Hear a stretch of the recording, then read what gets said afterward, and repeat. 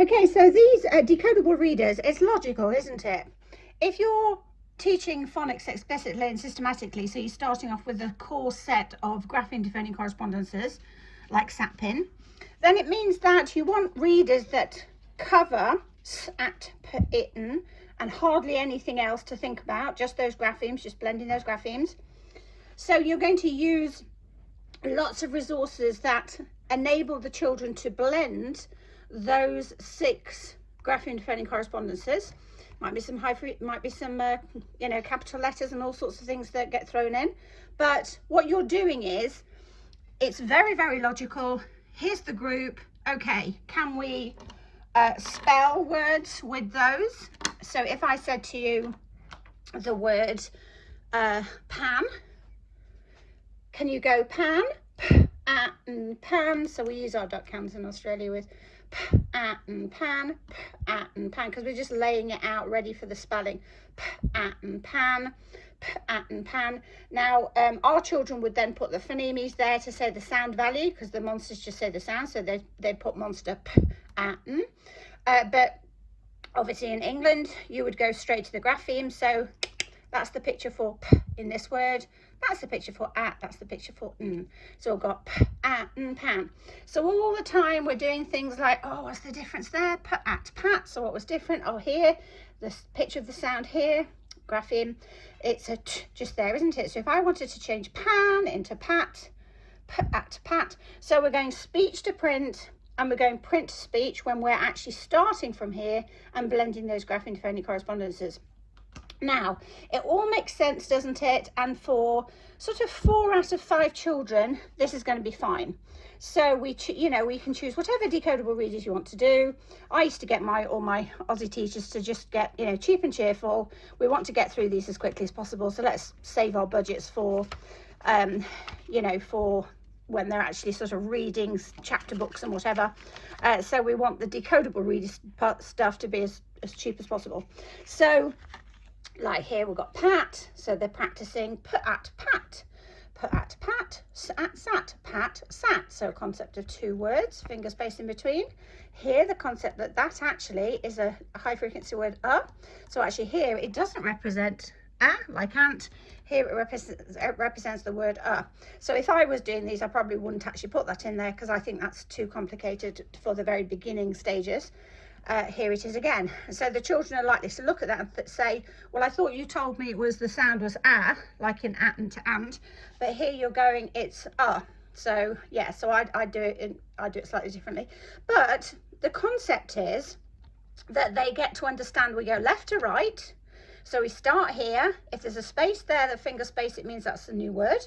So at, pat, sat,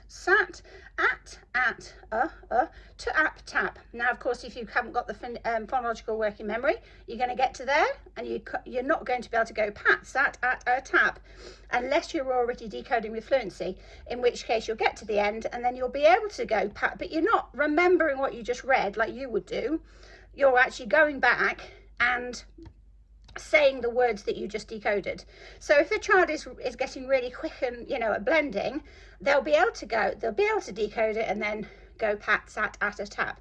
If not, the child will go put, at, pat, whatever, and if they've got to do the sentence, they go back and go put, at, pat again until it becomes really familiar. That's why we do a lot of the same sentence, so that they can keep doing it until they can do it quickly, so they can do it in a speaking voice. But anyway, so this all makes sense, doesn't it? So for the 4 out of 5 children, this is fine. Have your grapheme defining correspondences. Make sure they're learning at their pace, not having to be slowed down by the children, or can spend more time if they need to, whatever's, look at the Phonics Reform England, the reform about self-paced learning. So this makes sense, doesn't it? 4 out of 5 children, made sense to do phonics systematically. Let's whiz them through as quickly as possible. We're just teaching them the concept that, these represent sounds. So A can represent the sound at, like in the word at and to ant, and we're blending them together. So it's the kickstart, isn't it? It's not really about these graphemes. It's about choosing those so that we can practice the skills of decoding and encoding with lots and lots of words before we have to introduce more graphemes.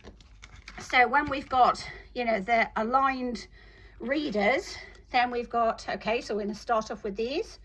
We're going to add one, we're going to add another one. Okay, so that is your sat-pen sort of, you know, readers. Then we're going to add then the next one will be d, etc. So we're going to just build up. So these decodable readers, little mini readers, pocket rockets, these were designed for letters and sounds to ignore that weak thing. Well, sorry, that's the whole thing about self-paced. You know, the children, it's whatever week the children are needing to do this.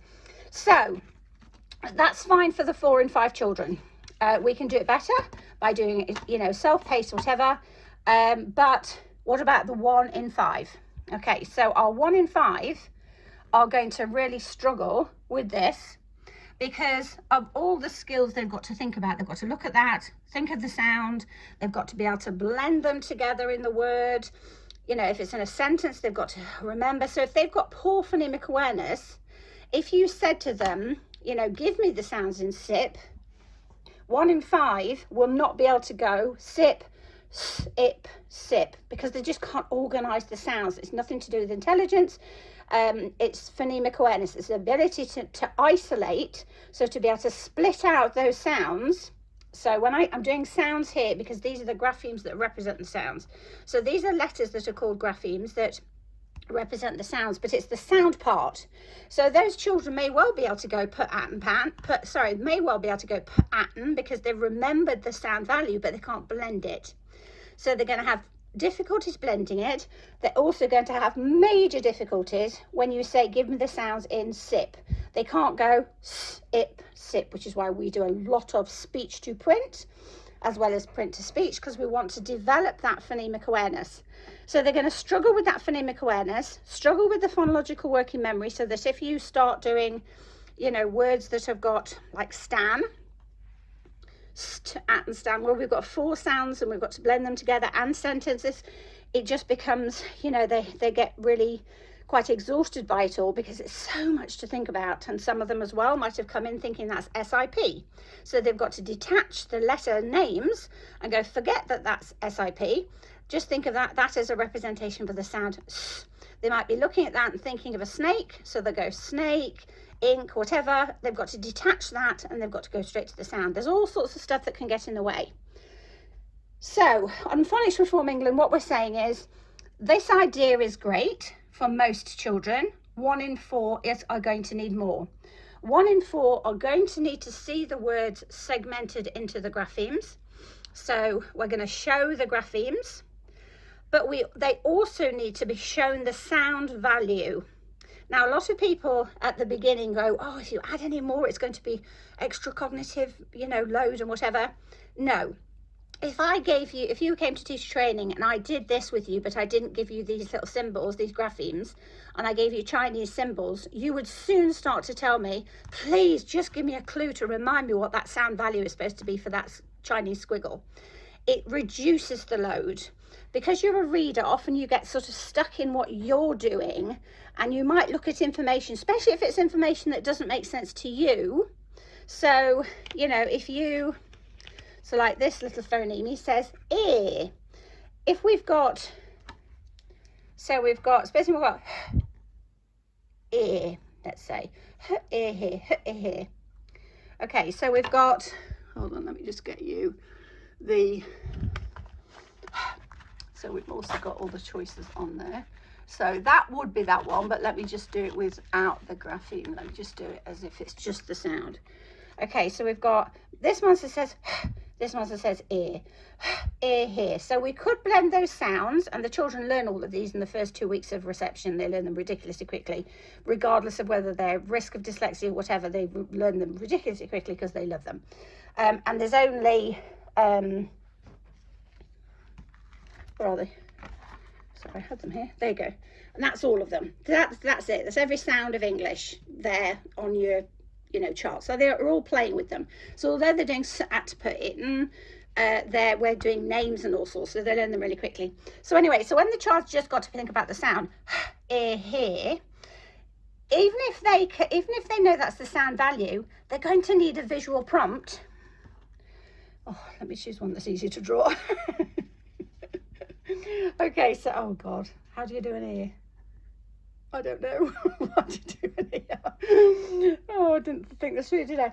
So, so even if they remember the sound, they're going to struggle to blend them. But if they have a visual prompt, and that's why we have all the visual prompts here.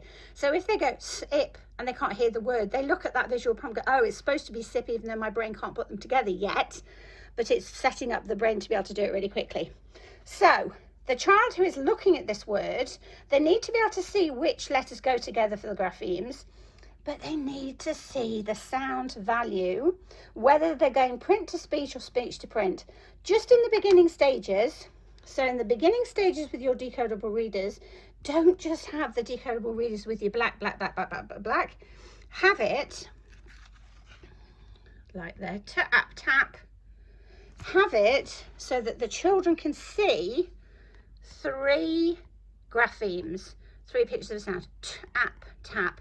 And they can see that visual prompt. So we're going to give them a visual prompt to prompt them to know what it's supposed to be, even if their brain can't hear it. We're going to tell them, they're going to tell them how they get segmented, because obviously pretty soon also the letters are going to be, you know, 2, or like here we've got 3 letters that represent, that are a grapheme there, aren't we?